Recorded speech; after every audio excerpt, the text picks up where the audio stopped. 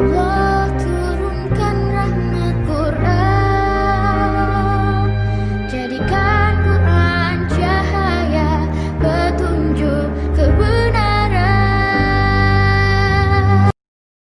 Abu Kilabah. Abu Kilabah sahabat Nabi radhiyallahu anhu. Abu Kilabah radhiyallahu anhu ini orang jarang tahu ke namanya, tapi dia punya kisah yang unik. Kisahnya begini. Satu waktu ada satu orang lagi jalan musafir dari satu kota ke kota lain. Orang ini jalan pakai kuda teman-teman sekalian, sampai dia kehabisan bekal. Dia lihat di padang pasir yang luas ada satu kemah di situ, ada satu kemah. Kemah ini teman-teman sekalian, dia turun, dia masuk, dia bilang saya lihat pemandangan yang sangat memilukan. Kemah itu kosong, tidak ada makanan, tidak ada minuman, dan ada satu orang terbaring dengan punggungnya, kedua tangannya putus, kedua kakinya putus, kedua matanya buta. Orang ini cuma tergeletak. Lalu saya bilang, Assalamualaikum warahmatullahi wabarakatuh. Orang itu jawab, Waalaikumsalam warahmatullahi wabarakatuh. Lalu kemudian saya datang mendekati dia, dan saya lalu berkata pada dia, siapa anda ini? Dan apa ceritanya anda ada di padang pasir ini? Kata dia, saya salah satu hamba Allah. Kata orang yang sedang lumpuh dan matanya buta, saya salah satu hamba Allah gitu. Lalu ditanya kembali, kamu siapa? Dia bilang saya musafir, sedang kebetulan lewat, butuh minuman dan makanan, kehabisan gitu kan. Kata orang ini,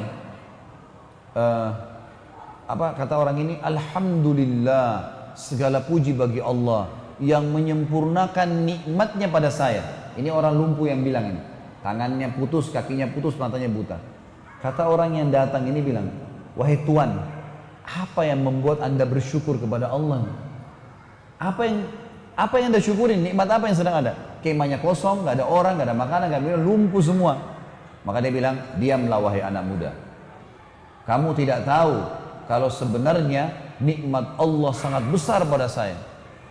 Saya bisa mengucapin kalimat saja sudah menutupi semua kekurangan saya ini. Sebuah nikmat yang tidak terhingga. Alhamdulillah atas segala hal.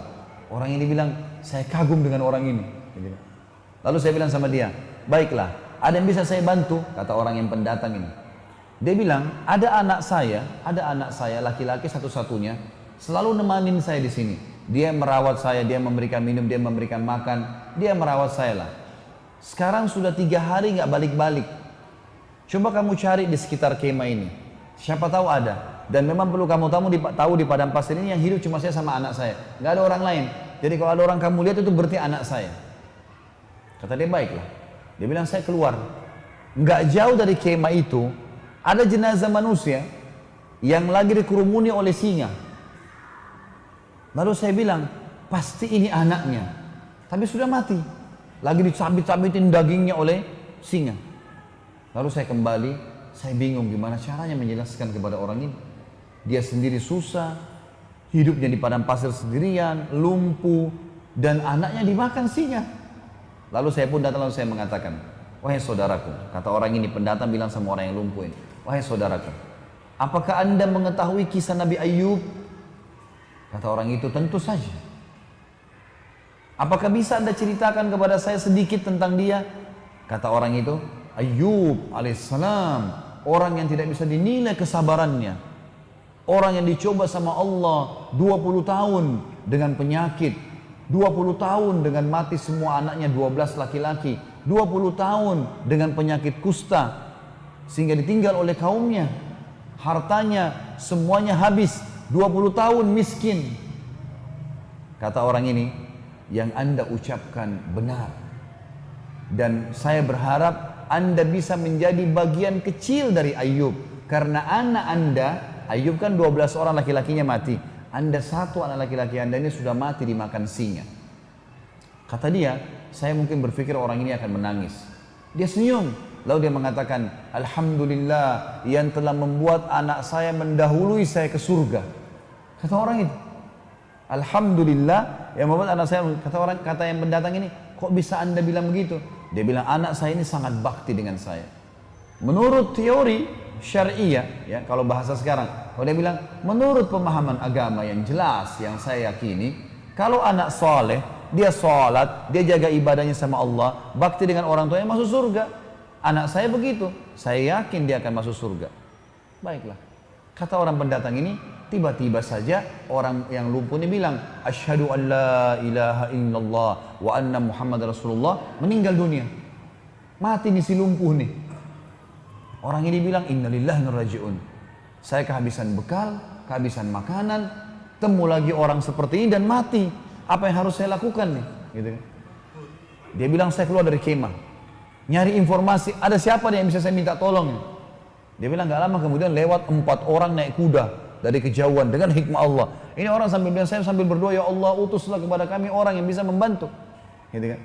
Ternyata teman-teman sekalian, lewatlah 4 orang naik kuda, dia bilang. Penampilannya kayak orang-orang kerajaan, rapi, kudanya rapi gitu, dengan kecepatan tinggi. Saya pun teriak dari jauh, hai fulan, berhentilah. Ternyata dengan hikmah Allah mereka dengar saya. Mereka pun datang, lalu mereka bilang, ada apa dengan kamu? Kenapa kau minta tolong? Ada sesuatu? Dia bilang, dalam kemah ini ada orang tua meninggal, kakinya lumpuh, tangannya lumpuh, matanya buta, anaknya pun dimakan oleh singa.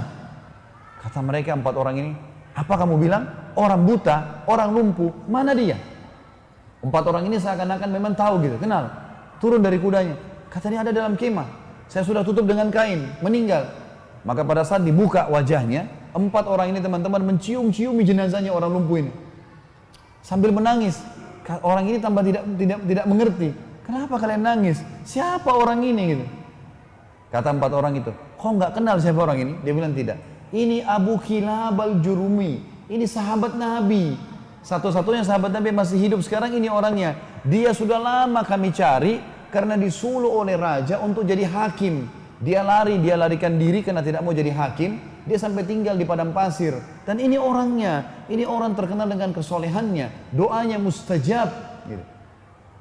Maka anak muda ini pun menangis sambil mengatakan, Alhamdulillah yang telah mempertemukan saya dengan orang soleh ini, sehingga saya bisa melihat salah satu sahabat Nabi SAW, dan akhirnya saya bisa belajar dari dia.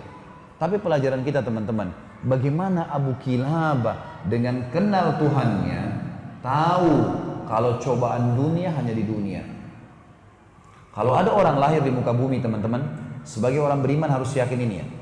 Lahir matanya buta, tangannya dua-dua putus, kakinya dua-dua putus pun, lumpuh total, lahir di muka bumi, ini hanya sifatnya duniawi.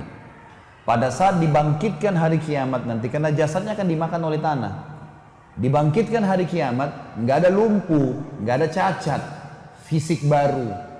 Kata Nabi SAW, semua manusia akan dibangkitkan pada hari kiamat, laki-lakinya seperti poster Adam, 60 siku ke langit, 27,5 meter, dan semua perempuan seperti ibunya Hawa, 40 siku ke langit, 17,5 meter. Nggak ada lagi pendek-pendek, nggak ada lagi orang yang ya cacat, semuanya sembuh. Dan subhanallah sebagian dokter mengadakan penelitian juga, kalau ada orang kena kanker, kena tumor, penyakit yang parah, begitu meninggal, jenazahnya itu pernah dicek, diperiksa, hilang penyakit itu. Jadi hanya sifatnya duniawi, di jasadnya itu sudah tidak ada penyakit itu, hilang bersama dengan ruhnya keluar. Jadi teman-teman orang beriman tahu, yang membuat Abi Kilabah bisa sabar, dia tahu ini dunia, sabarin aja. Yang penting beriman, nanti di akhirat dikasih semuanya, aman. Bagaimana manfaatnya orang yang kenal Tuhannya? Allah